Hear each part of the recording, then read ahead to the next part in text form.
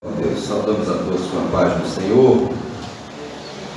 Como nós temos feito ao longo desse mês de outubro, hoje nós teremos mais uma mensagem sobre o acontecimento da Reforma Protestante. A mensagem de hoje tem como tema as implicações do abandono das ideias da Reforma Protestante na Igreja contemporânea.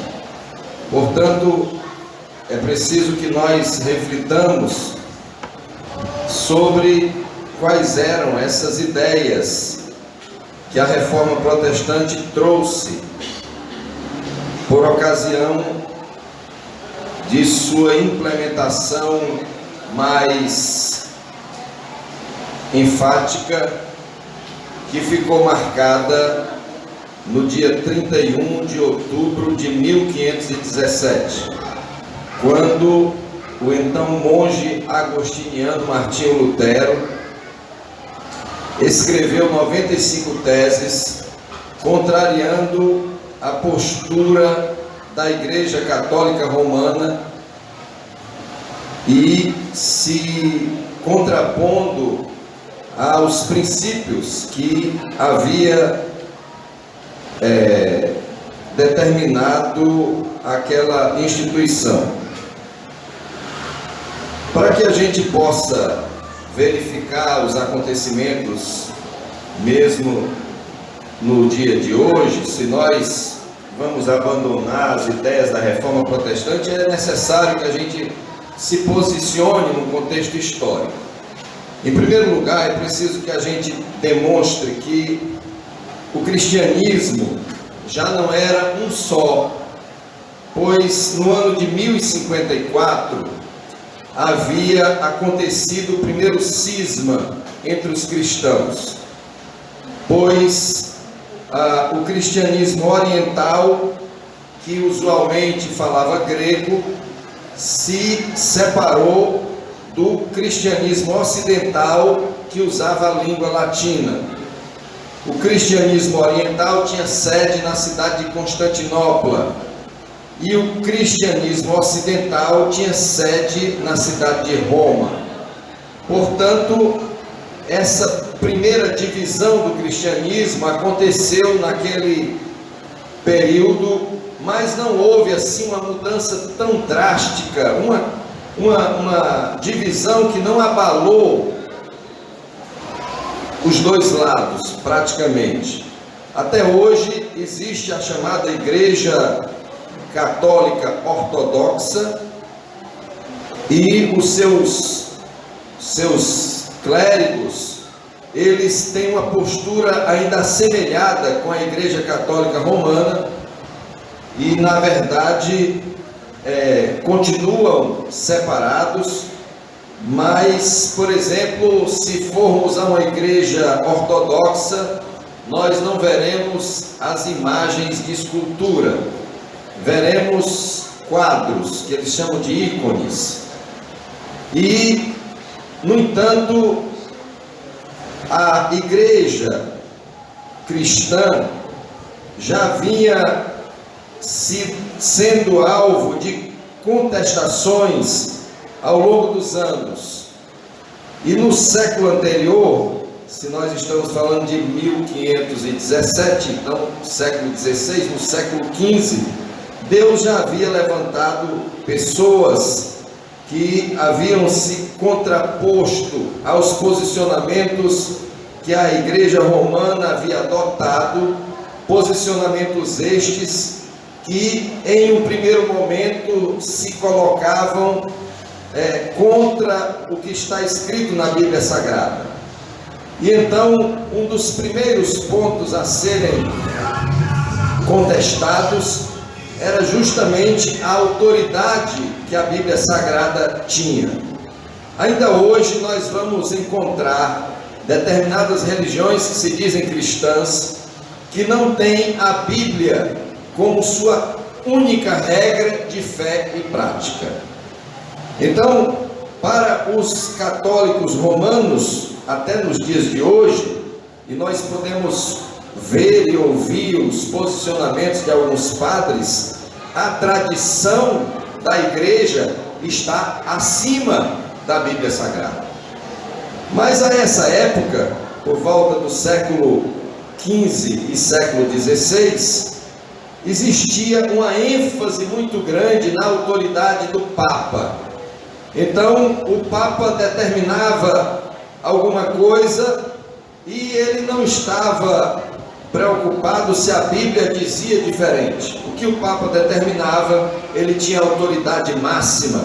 Ainda hoje, se você conversar com um católico, ele vai crer piamente no dogma da infalibilidade papal. Mas esse foi um dos pontos a serem contestados por Lutero. E ele, na verdade, começou a reforma protestante baseada em 5 pilares principais. E o primeiro pilar a ser apresentado, a ser contestado ou a ser firmado foi o pilar que somente as Escrituras deveriam ser a base, única base de nossa fé e de nossa prática. E como a língua utilizada era o latim, então nós vamos ver que a reforma protestante se deu em cima de 5 bases que eles chamam de 5 solas. Sola gratia, que é só a graça; sola fide, só a fé; solo Christus; sola Escritura e soli Deo glória. Então, nesse primeiro momento, é preciso que nós lembremos também que já por algumas vezes havia sido proibida a leitura das Sagradas Escrituras pelas pessoas mais comuns. O latim, que hoje em dia é uma língua chamada língua morta, porque não temos nenhum povo na terra que fale a língua latina. Nós temos pessoas que falam espanhol, falam chinês ou mandarim, falam inglês, falam italiano, falam alemão. Mas se você perguntar que povo que fala o latim, o sânscrito, são línguas que ainda existem, mas que não são mais línguas vivas, porque não existe uma população que se comunique com essa língua. Naquela época, o latim tinha sido escolhido como a língua oficial de comunicação da Igreja Católica Romana. Portanto, se você fosse assistir uma missa, você encontraria o sacerdote de costas para o povo, de frente para o altar e rezando a missa em latim. Isso perdurou por muitos e muitos anos. Então, Lutero era um jovem estudioso, vindo de uma família de boa condição, que resolveu estudar direito e depois resolveu consagrar a sua vida ao sacerdócio. E esse monge, ou padre agostiniano, porque seguia a linha de Agostinho, ele então começou a passar por dificuldades na vida, e a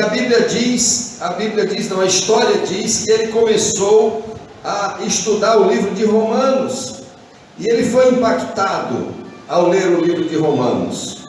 Quando ele leu em Romanos, capítulo 1, versículos 16 e 17, ele teve uma mudança na sua forma de pensar muito severa. Quando ele leu em Romanos capítulo 5, versículos 1 e 2, então ele começou a ler o livro de Romanos e foi impactado por essa leitura.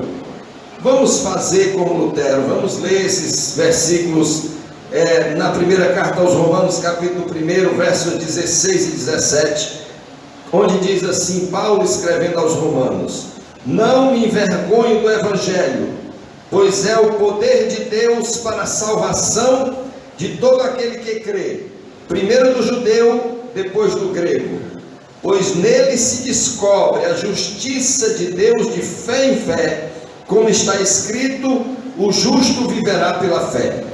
Capítulo 5, versículos 1 e 2, que dizem assim: sendo, pois, justificados pela fé, temos paz com Deus por meio de nosso Senhor Jesus Cristo, mediante quem obtivemos acesso pela fé a esta graça, na qual estamos firmes e nos gloriamos na esperança da glória de Deus.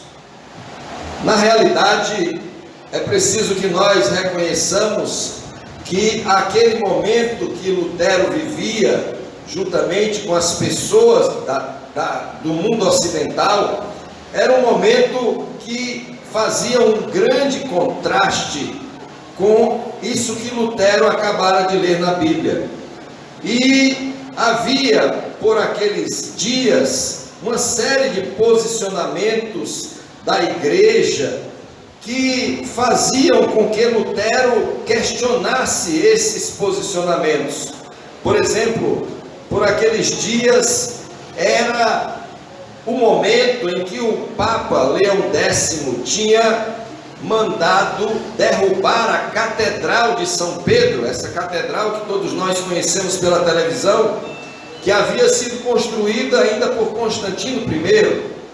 E então, na proposta de construir aquela catedral, o Papa começou uma agressiva campanha de arrecadação de recursos, e uma das formas de arrecadar recursos era a chamada venda de indulgências.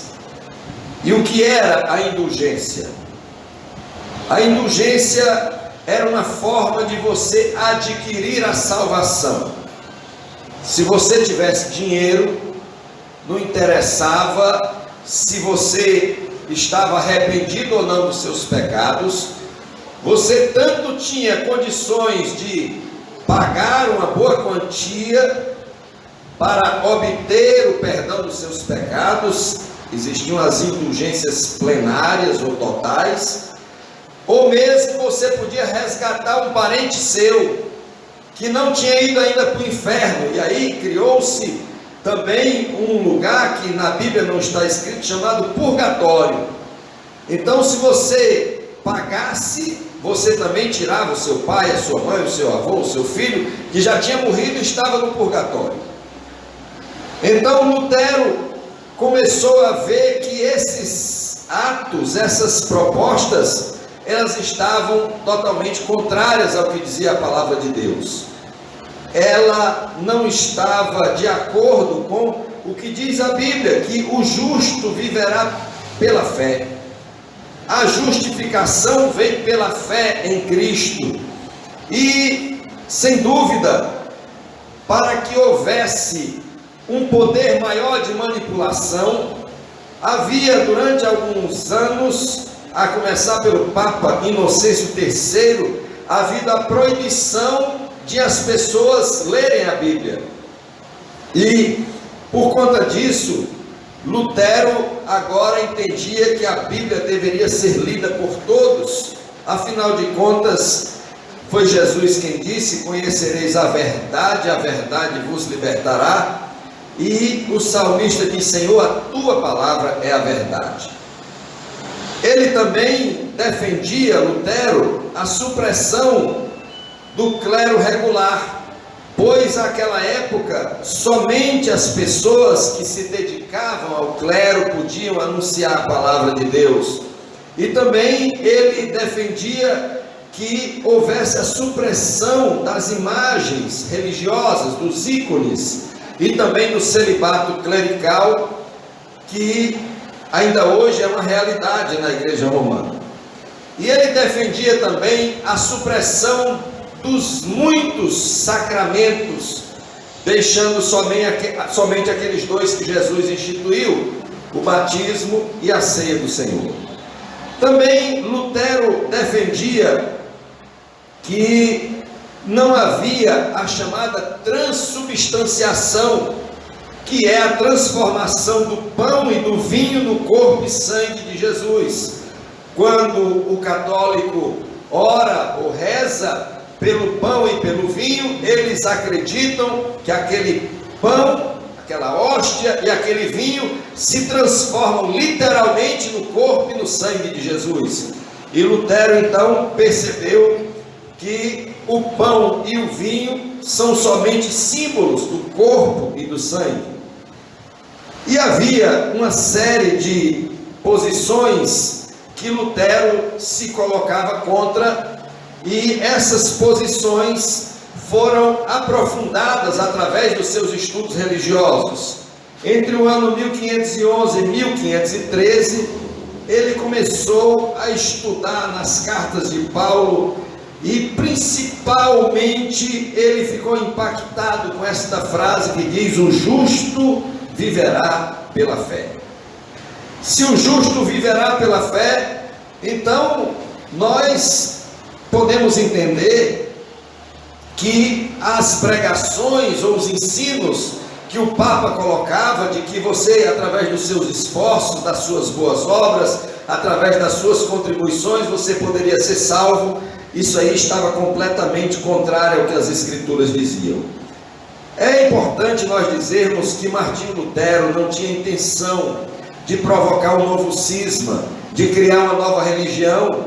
A intenção dele, como reformador, era justamente de reformar. Se você quer reformar alguma coisa, você não quer destruir para fazer outra, você quer reformar. Então ele, como um estudioso, como uma pessoa dedicada, ele estava tentando reformar. E ia acontecer no dia 1º de novembro, na paróquia de Wittenberg, onde ele era o pároco, uma grande exposição. Ali seriam vendidas muitas relíquias. Não sei se os irmãos já ouviram falar, mas durante alguns anos a Igreja Católica Romana vendeu pedaços da cruz de Cristo. Alguns estudiosos disseram que se fosse juntar esses pedaços da cruz de Cristo, dava algumas toneladas de madeira.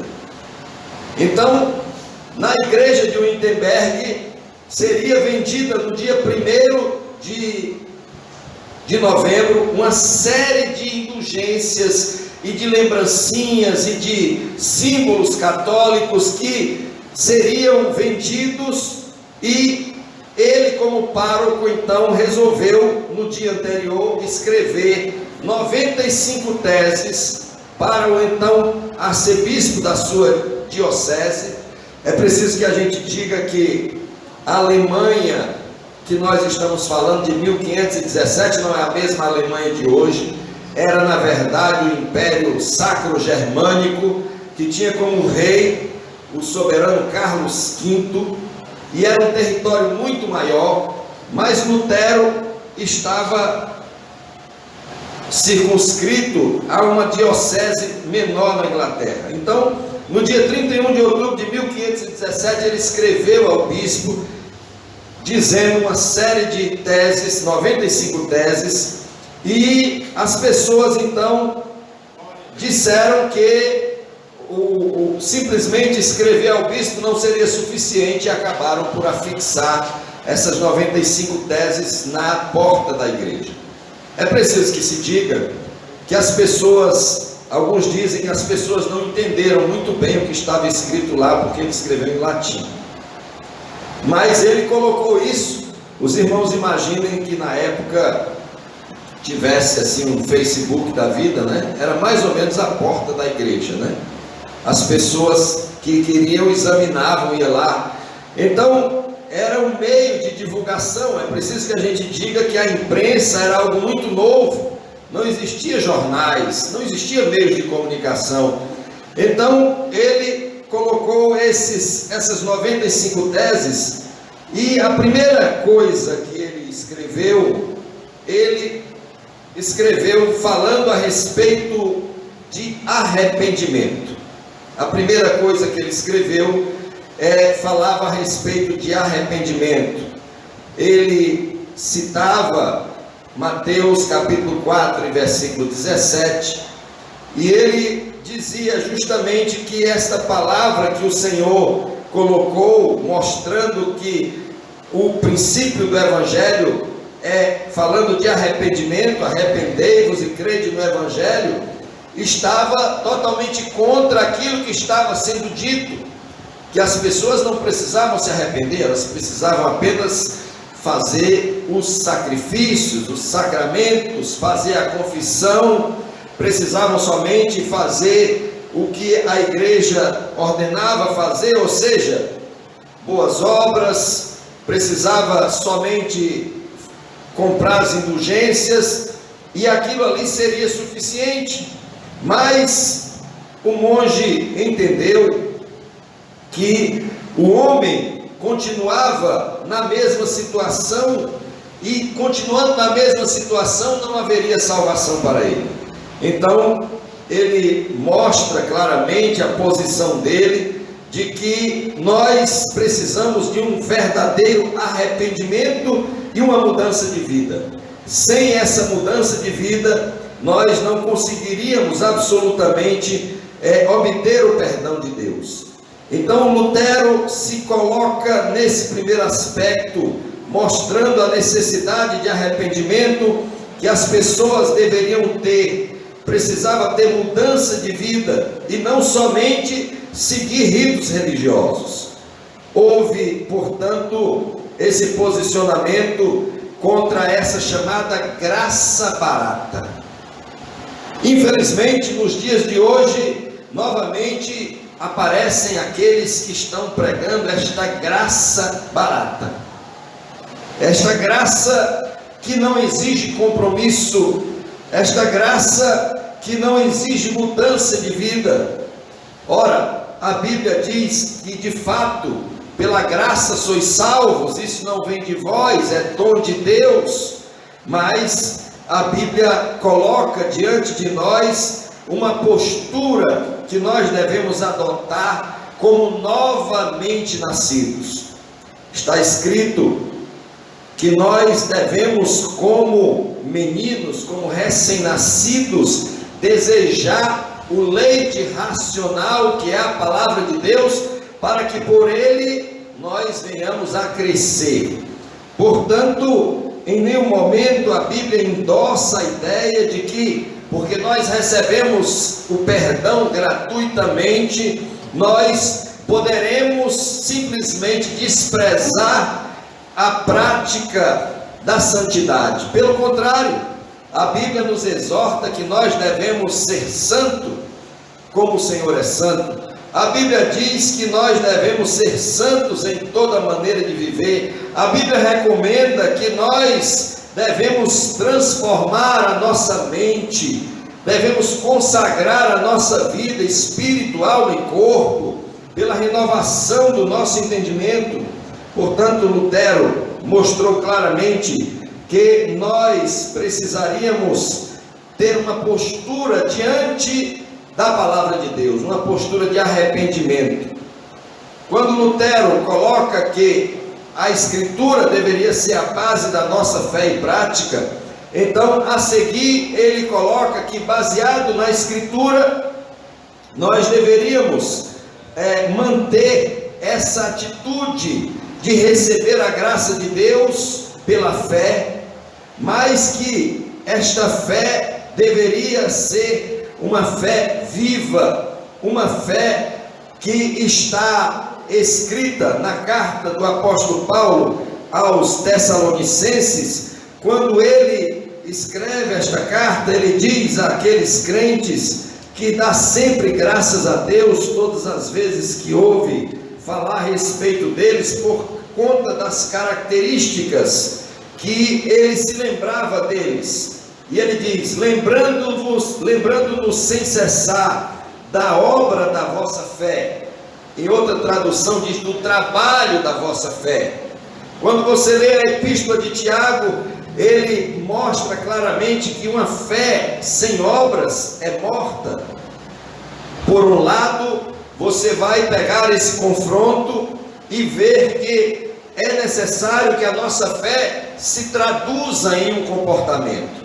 Afinal de contas, ele desafia Tiago: mostra-me a tua fé sem as obras, que eu vou te mostrar a minha fé pelas minhas obras.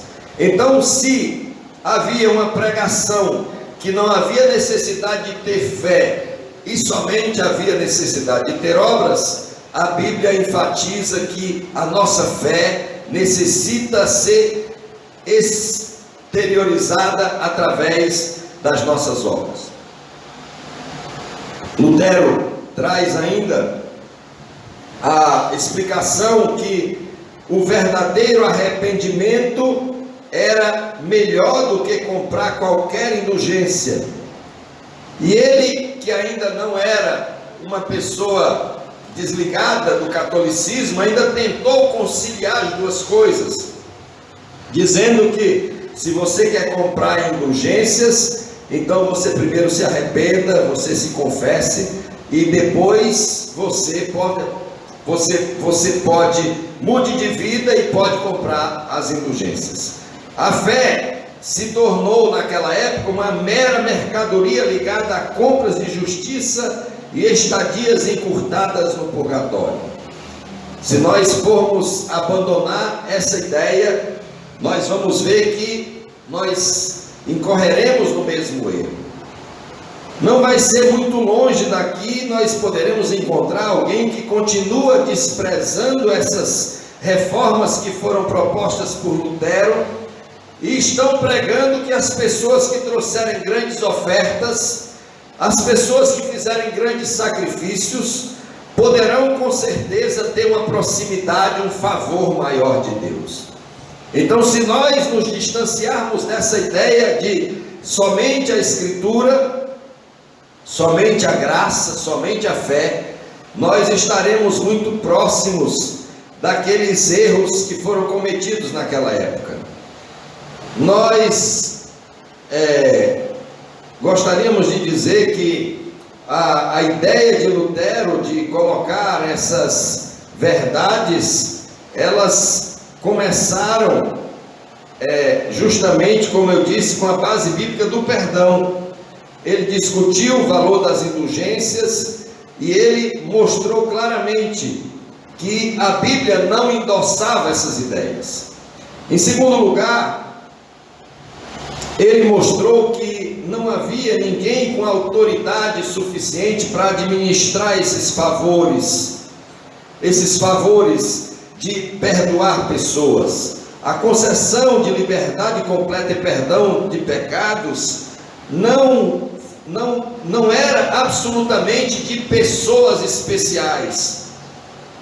Na verdade, Lutero fala de uma forma assim implícita do chamado sacerdócio universal. Ou seja, todos nós, a Bíblia diz, fomos constituídos reino e sacerdócio. Em terceiro lugar, Lutero fala claramente sobre o abuso das lideranças religiosas que estavam indo contra a ética cristã, explorando essas possibilidades.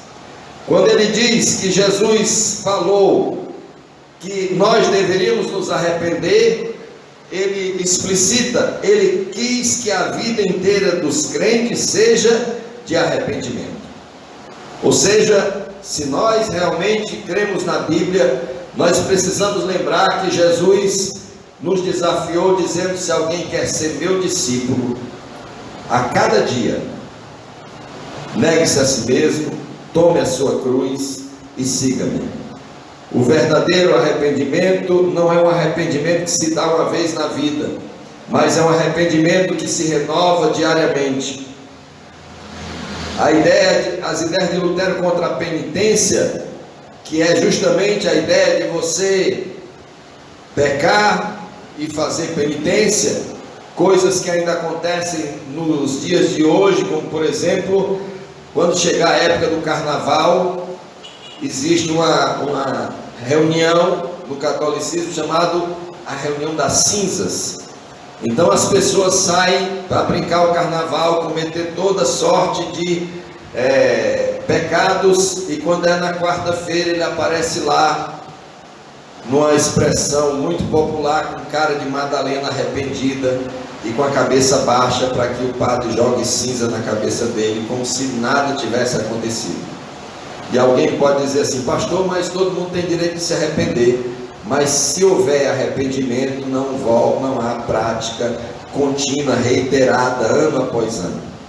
As lutas de Lutero contra a penitência mostraram que a igreja precisava ter uma nova postura e que o verdadeiro tesouro da igreja é o evangelho da graça e da glória do Senhor. Se eu e você estamos vivendo uma vida cristã, com certeza essa vida cristã exige que nós mudemos o curso da nossa vida, e aquilo que nos leva ao pecado nós devemos aborrecer, devemos nos voltar a Deus e devemos buscar em Deus a graça para que nós nos afastemos completamente do pecado. É preciso que nós lembremos a expressão lá de Atos capítulo 5 e versículo 31, quando houve a pregação através de Pedro, e ele disse assim, quando ele disse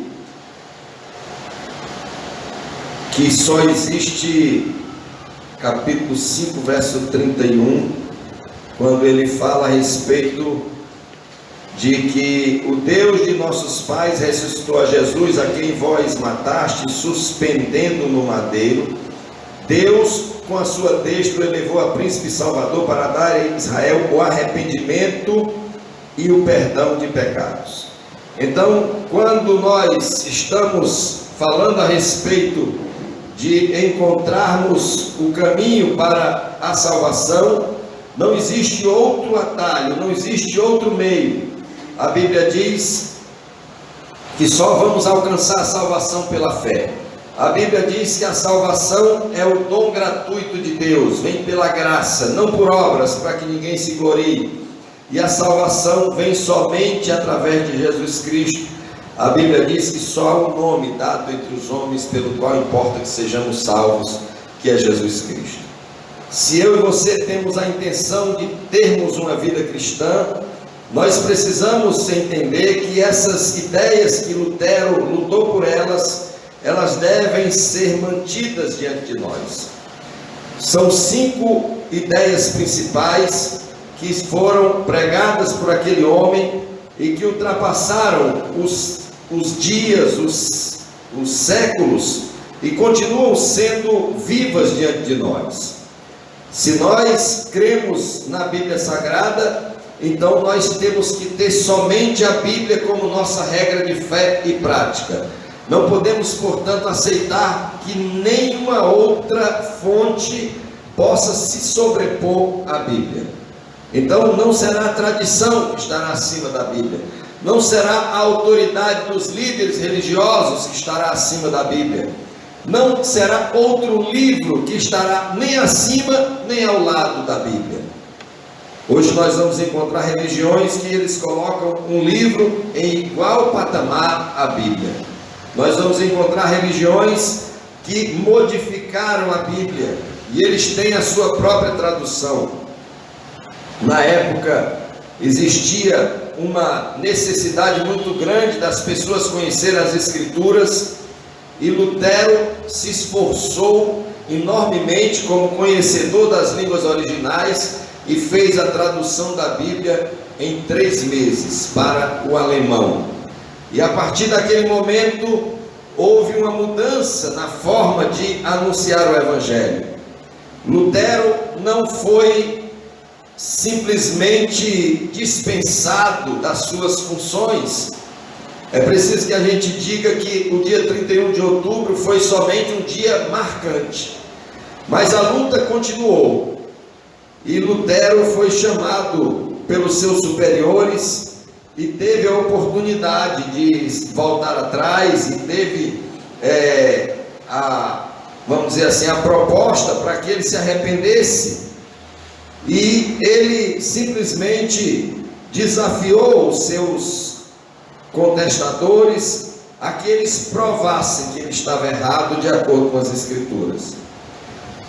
Como ele não se rendeu, então eles deixaram que ele voltasse para casa. E quando ele estava voltando para casa, ele foi sequestrado por homens mascarados.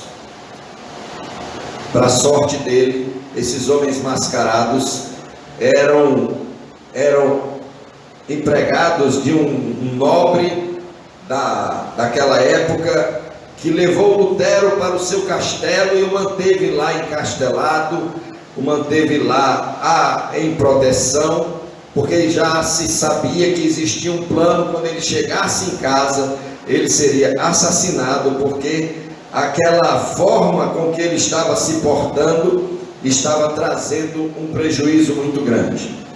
E a partir dessa data, então, dessa data, 31 de outubro, se acentuou esse cisma que hoje nós carregamos com o nome de protestantismo.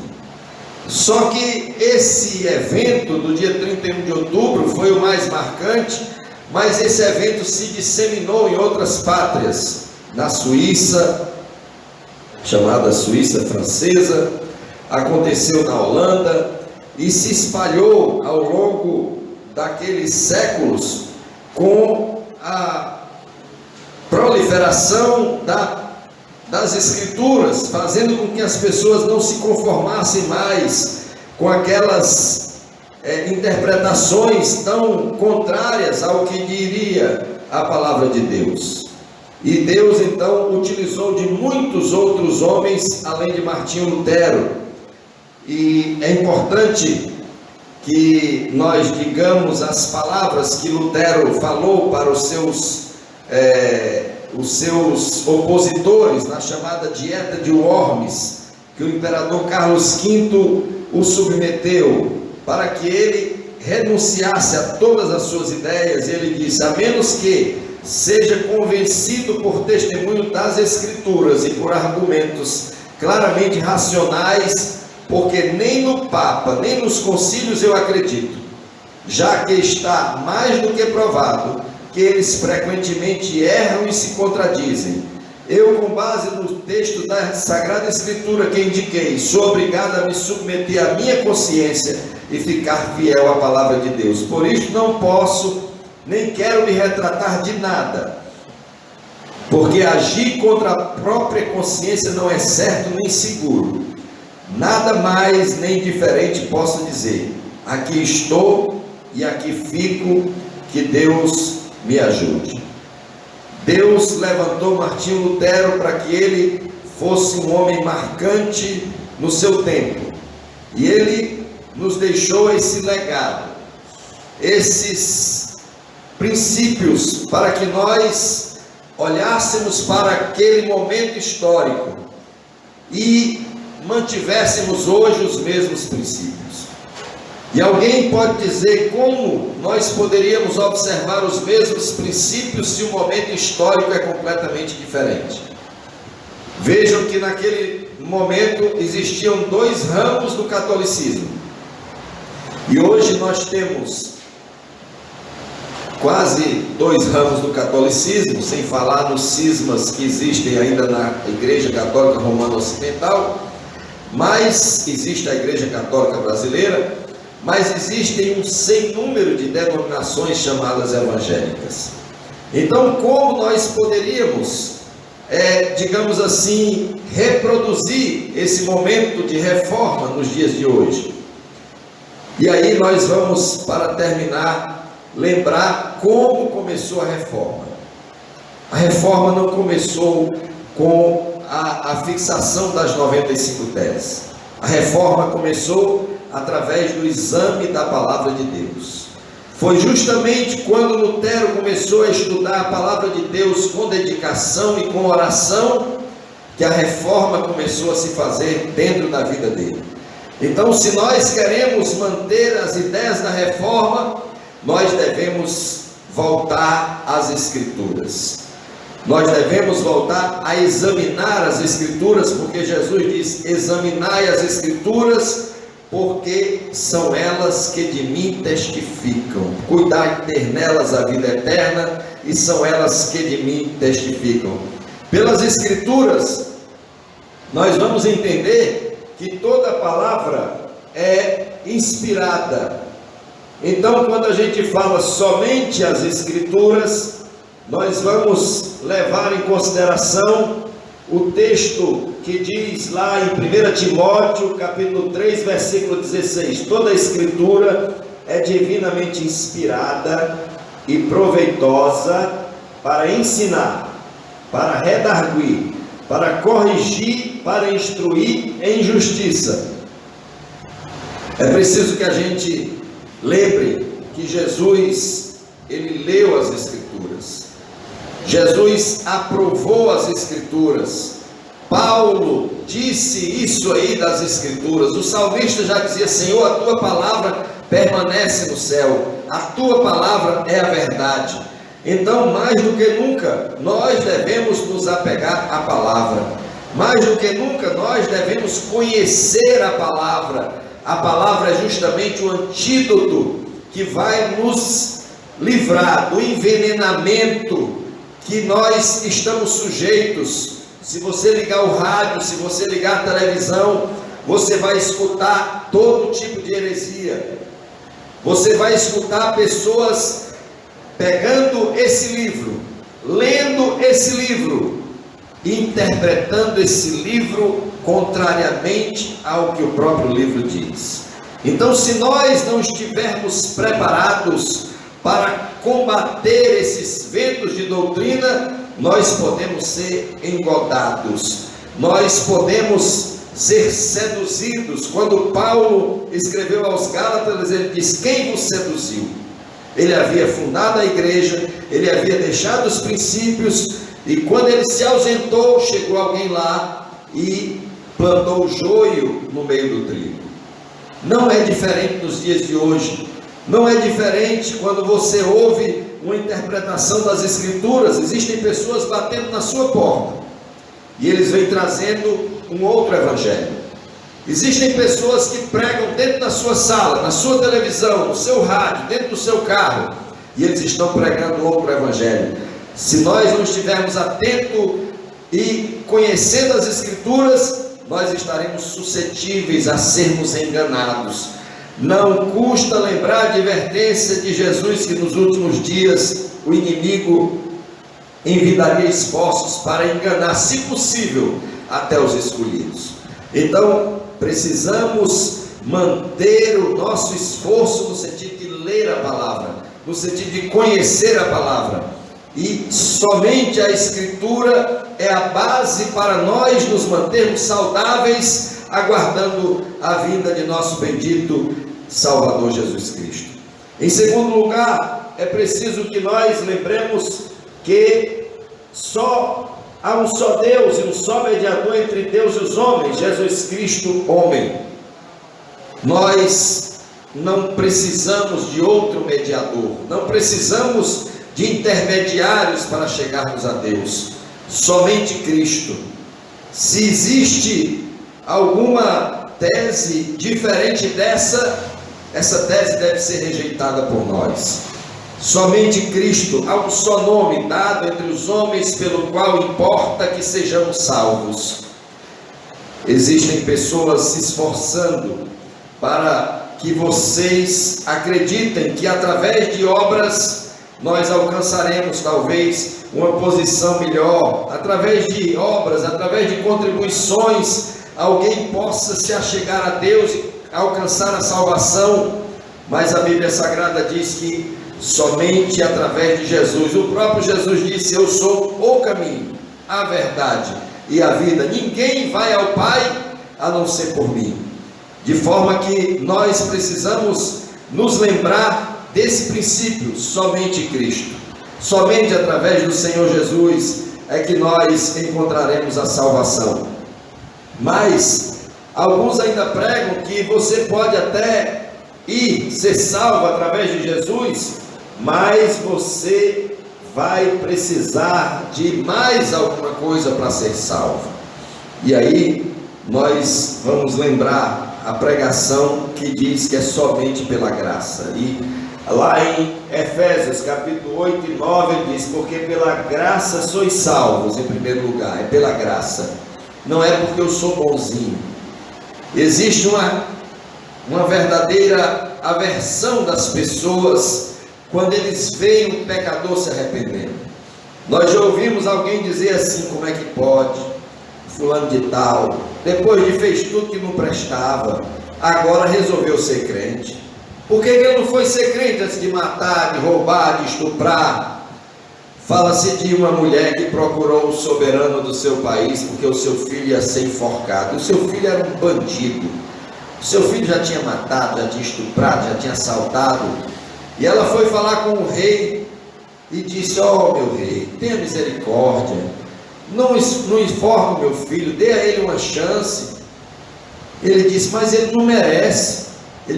Ela disse: é por isso que eu estou pedindo, é por isso que eu estou pedindo misericórdia, é por isso que eu estou pedindo misericórdia, porque se ele merecesse, eu não estava pedindo misericórdia, eu estava pedindo justiça.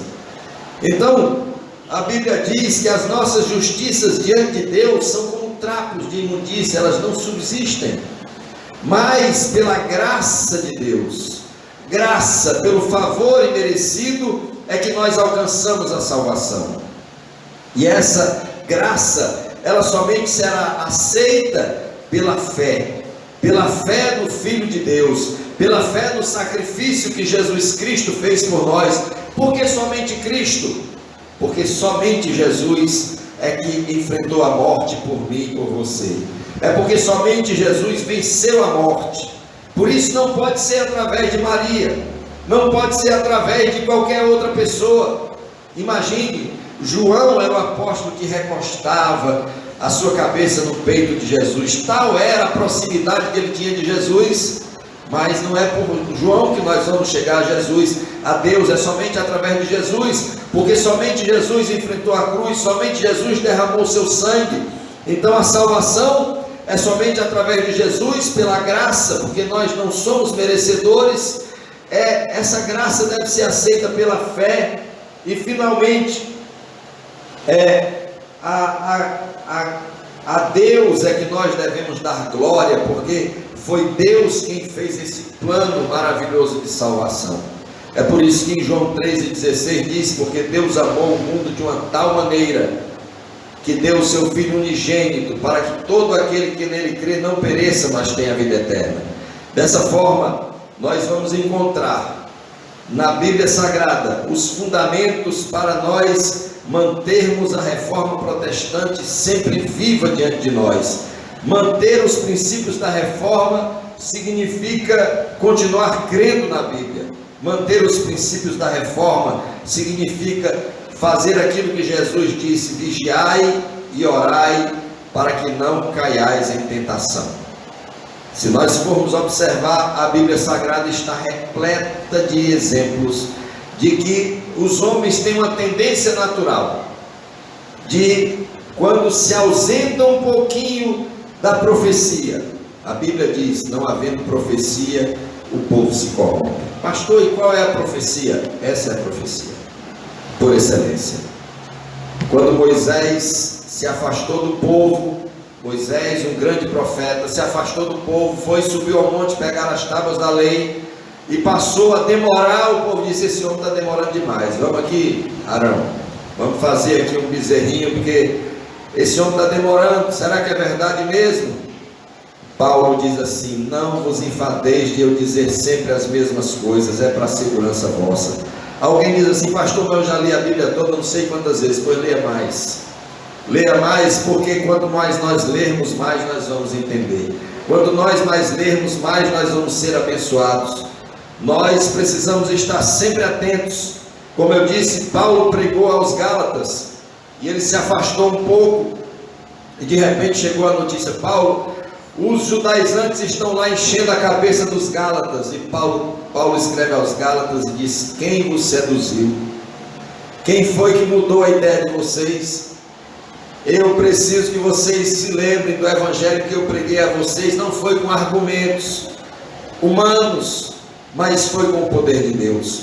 Nós precisamos ter essa firme convicção de que as ideias da reforma, elas são necessárias e são plenamente atuais.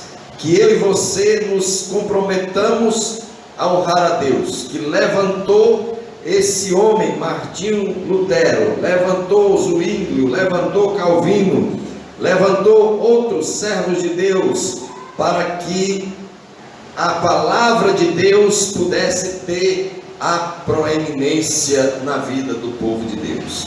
Que o Senhor nos abençoe e que nós possamos ter o firme compromisso de manter essas bases, somente a Escritura, somente Cristo, somente pela graça, somente pela fé, e tudo isso somente para a glória de Deus.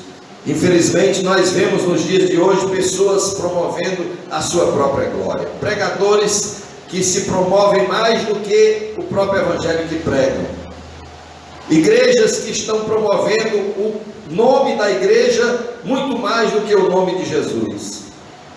Nós somos o país do futebol, e quando eu assisto uma partida de futebol, eu ouvi algumas vezes as pessoas dizerem que o bom juiz de futebol é aquele que não aparece. Assim eu diria, o bom pregador, o bom evangelho é aquele que faz com que Cristo apareça, que Deus seja glorificado.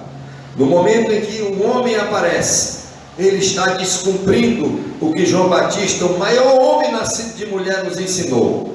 Ele disse que ele cresça, Jesus cresça, e que eu diminua. Esse deve ser o nosso propósito. Essa deve ser a nossa postura como reformadores do século 21. Pessoas que fazem a reforma a partir de nós.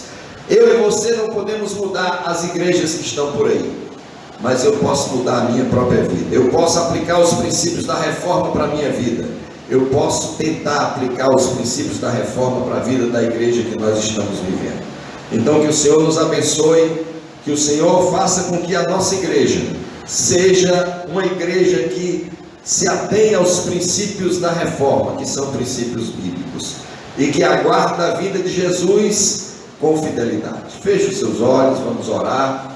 Maravilhoso Deus, nosso Pai Celestial, nós te agradecemos, Pai querido, porque o Senhor é bom, porque a tua misericórdia dura para sempre, e queremos te agradecer, Senhor Deus, porque em 1517 ficou marcado esse dia, Senhor, em que o Senhor levantou aquele homem para que ele se posicionasse, Senhor Deus, contra aquilo que estava sendo ensinado, pregado, ó Deus, em oposição aos princípios da tua palavra.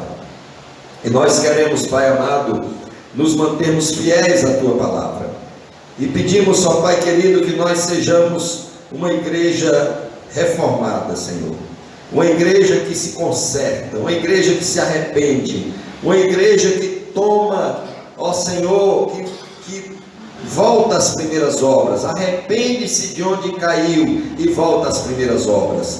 Nos abençoa, portanto, Pai querido, abençoa cada vida aqui presente, cada família aqui representada, ó Deus, traz, Senhor Deus, aos nossos corações esse desejo de arrependimento dia após dia, para que nós estejamos preparados para o grande dia da vida de Jesus, e possamos ouvir do Senhor: vinde a mim,